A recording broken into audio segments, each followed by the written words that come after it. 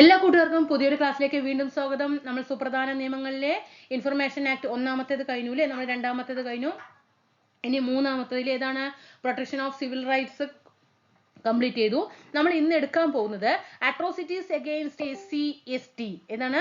Atrocities against SC/ST ആണ് നമ്മൾ എന്ത് ചെയ്യുന്നത് ഇന്നത്തെ ക്ലാസ്സിൽ എടുക്കാൻ പോകുന്നത്. ഓക്കെ, നമ്മൾ വ്യക്തമായിട്ട് ക്ലാസ് എടുത്തു തരുന്നുണ്ട് കേട്ടോ.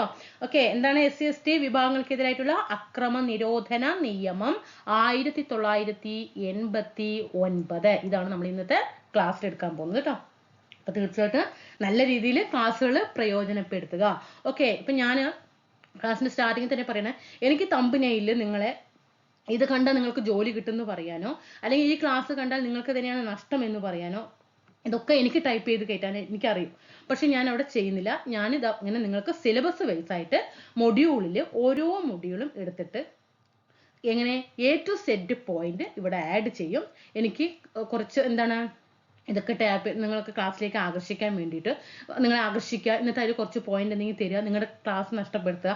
ഓക്കെ, നമ്മൾ ഓരോരുത്തരും എന്താണ് ഓരോ സാഹചര്യങ്ങളിലൂടെ നമ്മൾ കടന്നു പോകുന്നതാണ് അല്ലേ? അപ്പൊ നിങ്ങളുടെ സമയം നഷ്ടപ്പെടുത്തുന്നത് എന്താണ് നമ്മൾ ചെയ്യുന്ന ഏറ്റവും വലിയൊരു തെറ്റ് എന്ന് പറഞ്ഞാൽ അല്ലേ? തരികയാണെങ്കിൽ എന്ത് ചെയ്യാം? നല്ല രീതിയിൽ ഒരു ക്ലാസ് എടുത്ത് തരാൻ പറ്റുകയാണെങ്കിൽ ഒരു ക്ലാസ് അത് നല്ല രീതിയിൽ തന്നെ എടുക്കുക. ആ ക്ലാസ് കണ്ടിട്ട് അതിൽ നിന്നൊരു ക്വസ്റ്റ്യൻ വരികയാണെങ്കിൽ ഒരു മാർക്ക് നമ്മൾ വാങ്ങിക്കുക എന്നുള്ളത് എന്താണ് ക്ലാസ് ഇടുന്നവരുടെ ഒരു ഉത്തരവാദിത്വമാണ് അല്ലേ? നമ്മൾ ചെയ്തു തരേണ്ടത് ഉത്തരവാദിത്വമാണ്. അപ്പോൾ ഒരിക്കലും ഞാൻ എന്ത് ചെയ്യുന്നില്ല, ഇപ്പം നമ്മുടെ ക്ലാസ്സുകളിലൊക്കെ നിങ്ങൾക്ക് നോക്കിയാനായിട്ട് നോക്കി കാണും. ഓക്കെ, ഞാൻ എന്താണ് പറയുന്നത്, സിലബസിൽ ടോപ്പിക് ഇന്നതാണ് എന്ന് പറയുന്നത് ക്ലാസ് ഇടുന്നുണ്ട്. നിങ്ങൾ ആ ക്ലാസ്സുകൾ നിങ്ങൾ നോക്കിക്കോളൂ.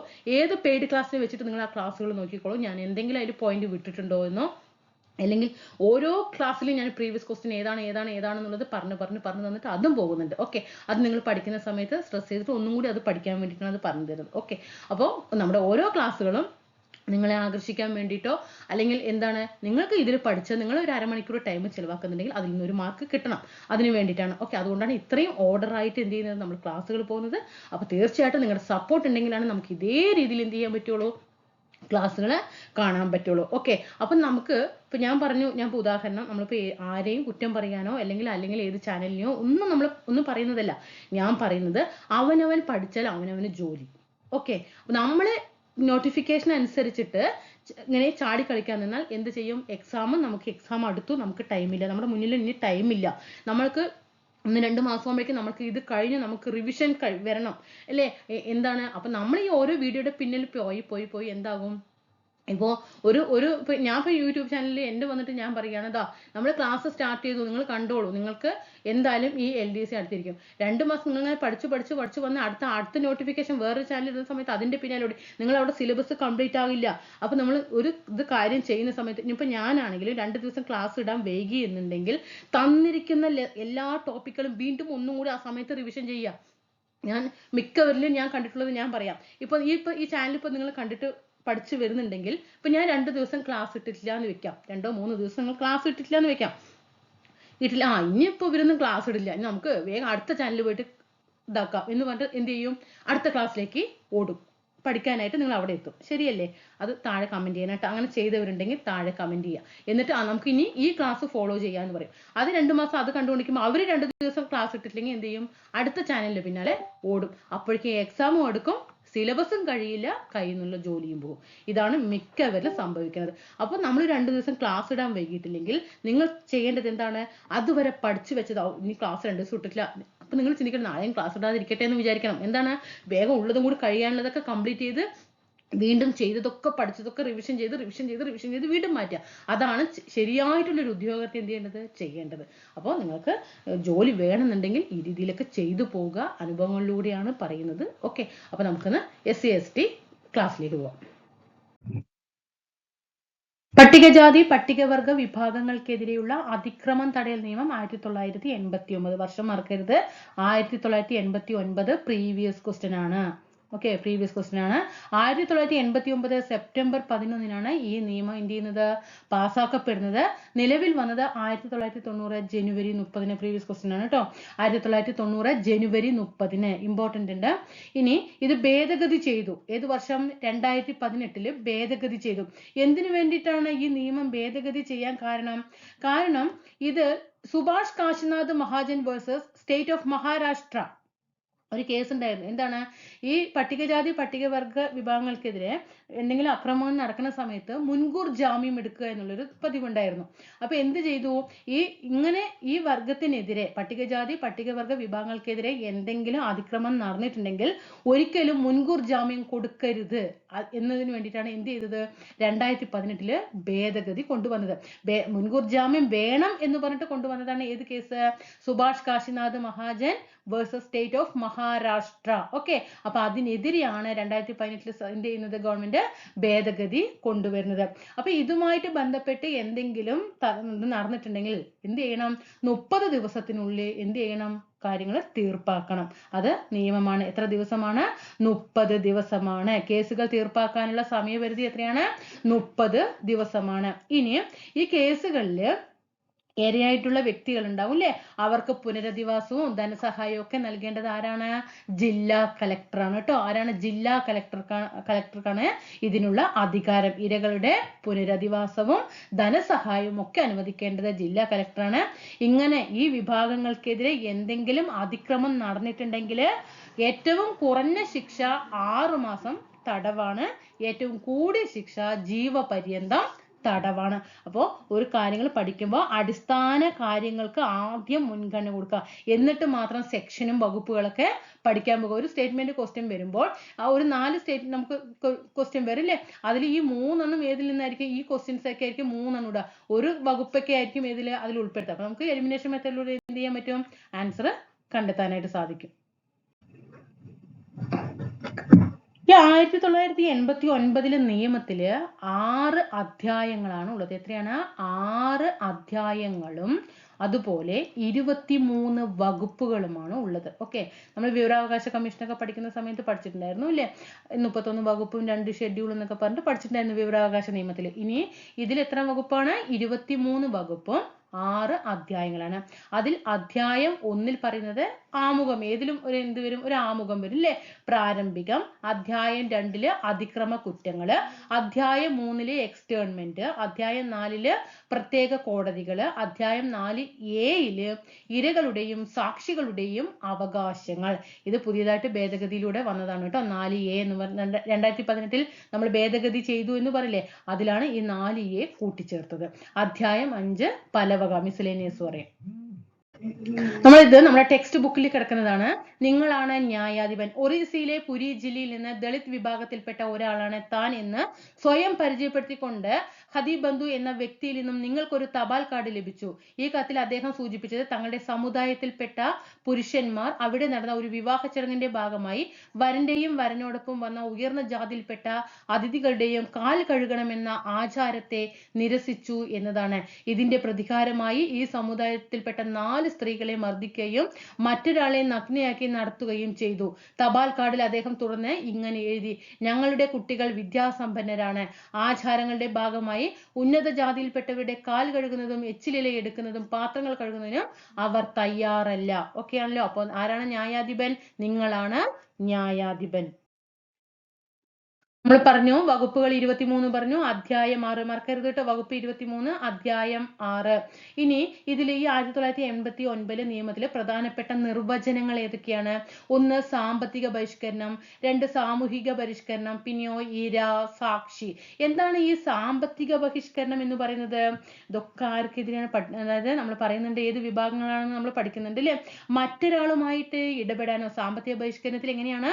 മറ്റൊരാളുമായിട്ട് ഇടപെടാനോ, കൂലിപ്പണി ചെയ്യാനോ, ബിസിനസ് ചെയ്യാനോ എന്ത് ചെയ്യുക? ഈ വിഭാഗങ്ങളെ വിസമ്മതിക്കുക.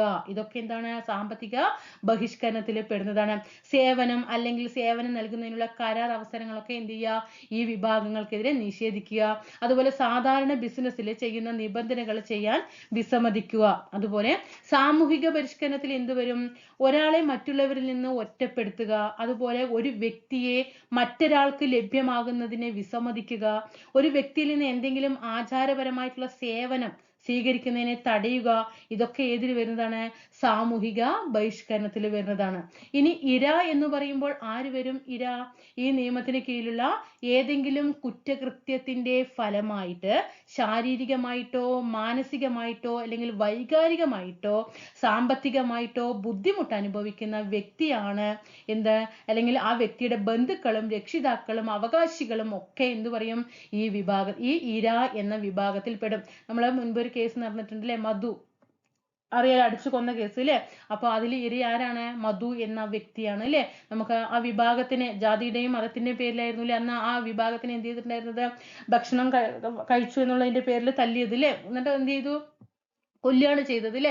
അപ്പൊ ഇതിൽ ആ ഇര ആരായിട്ട് വരും, മധു എന്ന വ്യക്തിയെ വരും. ഇനി സാക്ഷി, ഈ നിയമത്തിൽ പറയുന്ന ഏതെങ്കിലും കുറ്റകൃത്യത്തിന്റെ അന്വേഷണത്തിനോ വിചാരണയ്ക്കോ ആവശ്യമായ വസ്തുതകളും വിവരങ്ങളും കൈവശമുള്ള വ്യക്തിയെ സാക്ഷി എന്ന് പറയില്ലേ, തെളിവ്. ഇപ്പൊ ഞാൻ അതൊരു കാര്യം കണ്ടിട്ടുണ്ടെങ്കിൽ എന്റെ കയ്യിൽ തെളിവുണ്ടല്ലേ, അപ്പൊ ഞാൻ ആരാണ്, സാക്ഷിയാണ് അല്ലേ അവിടെ. അപ്പൊ നമുക്ക് ഇതൊക്കെ എന്താണ്, ഇത് മനസ്സിലാക്കാനേ ഉള്ളൂ അല്ലെ. നമുക്ക് ഈ ഭാഗത്തിൽ നിന്ന് തന്നെ ഈ വിഭാഗങ്ങൾക്കെതിരെ ഏതൊക്കെ രീതിയിൽ നമുക്ക് ആക്രമണം നടത്താം എന്നുള്ളത് നമുക്ക് എന്ത് ചെയ്യാം, നമുക്കൊരു കോമൺ സെൻസ് വെച്ചിട്ടൊന്നും നമുക്കത് മനസ്സിലാക്കാനായിട്ടുള്ളൂ. അതൊന്ന് മനസ്സിലാക്കി വെച്ചാൽ മതി കേട്ടോ. ഇതിൽ ഞാൻ എല്ലാ വകുപ്പുകളും കൂട്ടിച്ചേർത്തിട്ടില്ല, നമുക്ക് പഠിക്കേണ്ടതായിട്ടുള്ള കുറച്ച് സെക്ഷൻസ് മാത്രം പറയാം. ആർട്ടിക്കിൾ 14 ഒന്നാണ് ഏത് പറയുന്നത്, 14 1 SC/ST വിഭാഗങ്ങൾക്കെതിരെയുള്ള കുറ്റകൃത്യങ്ങൾക്ക് നടന്നാൽ വേഗത്തിൽ വിചാരണ പൂർത്തിയാക്കാൻ പ്രത്യേക കോടതികൾ സ്ഥാപിക്കണം. പ്രത്യേക കോടതികൾ സ്ഥാപിക്കുന്നതിനെ കുറിച്ചിട്ടാണ് ആർട്ടിക്കിൾ 14 1 പറയുന്നത്. പ്രത്യേകിച്ച് ഈ വിഭാഗങ്ങൾക്കെതിരെയുള്ള കുറ്റകൃത്യങ്ങൾ നടന്നിട്ടുണ്ടെങ്കിൽ എന്ത് ചെയ്യണം, വിചാരണകൾ പെട്ടെന്ന് തന്നെ പൂർത്തിയാക്കണം. ഇനി സെക്ഷൻ 3A പറയുന്നുണ്ട്. ഓക്കെ, നമ്മൾ നേരത്തെ അധ്യായം 2 പറയുന്നത് അല്ലെ, എന്താ അതിക്രമ കുറ്റങ്ങളെ കുറിച്ച് പറയുന്നത് അധ്യായം 2 പറയുന്നത്. ആ അധ്യായം 2 സെക്ഷൻ 3 ഏതാ പറയുന്നത്, ശ്രദ്ധിക്കണം, 3A 3B 3F 3I. Okay, ഇതിൽ 3A പറയുന്നത് ഈ SC/ST വിഭാഗത്തിൽപ്പെട്ടവരുടെ കുടിവെള്ള സ്രോതസ്സുകളെ മലിനപ്പെടുത്തുന്നത് കുറ്റകരമാണ്. അവിടെയുള്ള വിഭാഗങ്ങളുടെ എന്താണ്, SC/ST വിഭാഗത്തിൽപ്പെട്ടവരുടെ കുടിവെള്ള സ്രോതസ്സിനെ മലിനപ്പെടുത്തുന്നത് കുറ്റകരമാണ് എന്ന് പറയുന്നത് ഏതിലാണ്, സെക്ഷൻ 3A.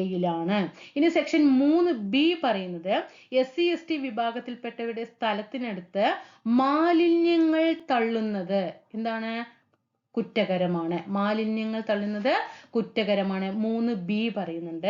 3F പറയുന്നത് SC/ST വിഭാഗത്തിൽപ്പെട്ടവരുടെ സ്ഥലം തട്ടിയെടുക്കുന്നത് എന്താണ്, കുറ്റകരമാണ്. ഓക്കെ, ഇനി സെക്ഷൻ 3I പറയുന്നത് പട്ടികജാതിയിലെയോ പട്ടികവർഗത്തിലെയോ അംഗമല്ലാത്ത ഏതൊരാളാണോ ഒരു പട്ടികജാതിയിലെയോ പട്ടികവർഗത്തിലെയോ അംഗത്തിനെ കൊണ്ട് ഭക്ഷ്യയോഗ്യമല്ലാത്തതോ അരോചകമായതോ ആയ പദാർത്ഥങ്ങൾ കുടിക്കാനോ കഴിക്കാനോ നിർബന്ധിക്കുന്നത് ഏതിൽ വരും, സെക്ഷൻ 3I വരും. സെക്ഷൻ 4 കർത്തവ്യങ്ങളിൽ ഉപേക്ഷ കാണിക്കുന്നതിനുള്ള ശിക്ഷ. അതായത് ഇവർക്കെതിരെ എന്തെങ്കിലും അതിക്രമം നടക്കുമ്പോൾ അത് നിയമം പാസ്സാക്കാൻ അവിടെ ഒരു ഉദ്യോഗസ്ഥൻ ഉണ്ടാവും അല്ലെ, ആ ഉദ്യോഗസ്ഥന് എന്തെങ്കിലും കർത്തവ്യങ്ങളിൽ ഉപേക്ഷ വരുത്തിയാൽ അവർക്ക് ശിക്ഷ കൊടുക്കുന്നതാണ് ഏത്, സെക്ഷൻ 4 പറയുന്നത്. സെക്ഷൻ 5 കുറ്റകൃത്യം ആവർത്തിച്ചാൽ, ഒരിക്കൽ ശിക്ഷ കൊടുത്ത് വീണ്ടും അവർക്കെതിരെ വീണ്ടും കുറ്റകൃത്യങ്ങൾ ആവർത്തിക്കുന്നതിനുള്ള ശിക്ഷയെ പറ്റിയിട്ട് സെക്ഷൻ 5 പറയുന്നത്. ജസ്റ്റ് നിങ്ങളൊന്ന് മനസ്സിലാക്കി വെക്കുക കേട്ടോ. ഓക്കെ, നമ്മൾ ഫസ്റ്റ് തന്ന ഏരിയസ് ഒക്കെ എന്ത് ചെയ്യുക, നല്ല രീതിയിൽ കവർ ചെയ്യുക. ഇനി സെക്ഷൻ 7 ചില വ്യക്തികളുടെ സ്വത്ത് കണ്ടുകെട്ടലുമായിട്ട്, എന്താണ്, ചില വ്യക്തികളുടെ സ്വത്ത് കണ്ടുകെട്ടലുമായിട്ട് പറയുന്നതാണ് ഏത്, സെക്ഷൻ 7. സെക്ഷൻ 8 പറയുന്നത് കുറ്റകൃത്യങ്ങളെ കുറിച്ചിട്ടുള്ള അനുമാനങ്ങളെ പറ്റി പറയുന്ന സെക്ഷൻ 8. സെക്ഷൻ 9 പറയുന്നത് അധികാരങ്ങൾ നൽകലുമായി ബന്ധപ്പെട്ട വകുപ്പാണ്. സെക്ഷൻ 14A അപ്പീൽ കേട്ടോ. നമുക്ക് അപ്പീൽ പോകാനുള്ളതാണ് ഏത്, സെക്ഷൻ 14A. നമ്മൾ ഇവിടെ ഈ ഏരിയയിൽ നിന്ന് ക്വസ്റ്റ്യൻസ് മുൻകാലങ്ങളിൽ ചോദിച്ചിട്ടുണ്ട്. ഇത് പ്രത്യേകം പഠിക്കണം.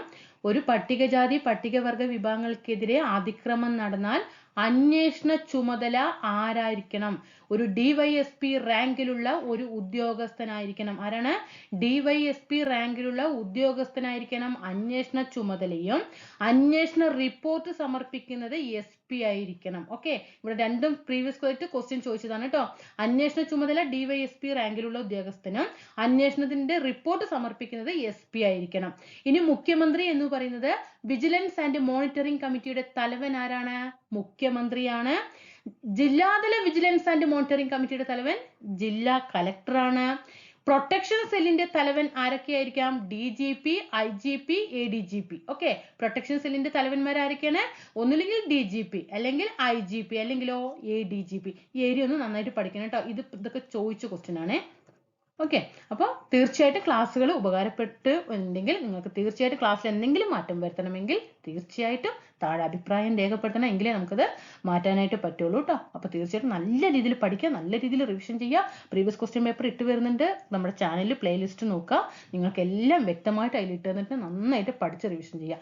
GK വിഭാഗത്തിൽ നിന്നുള്ള മാർക്ക് നിങ്ങളുടെ കയ്യിലുണ്ടാവും. ഓക്കെ, അപ്പോൾ നമുക്ക് അടുത്ത ക്ലാസ്സിൽ വീണ്ടും കാണാം. എല്ലാ കൂട്ടുകാർക്കും ഒരുപാട് നന്ദി.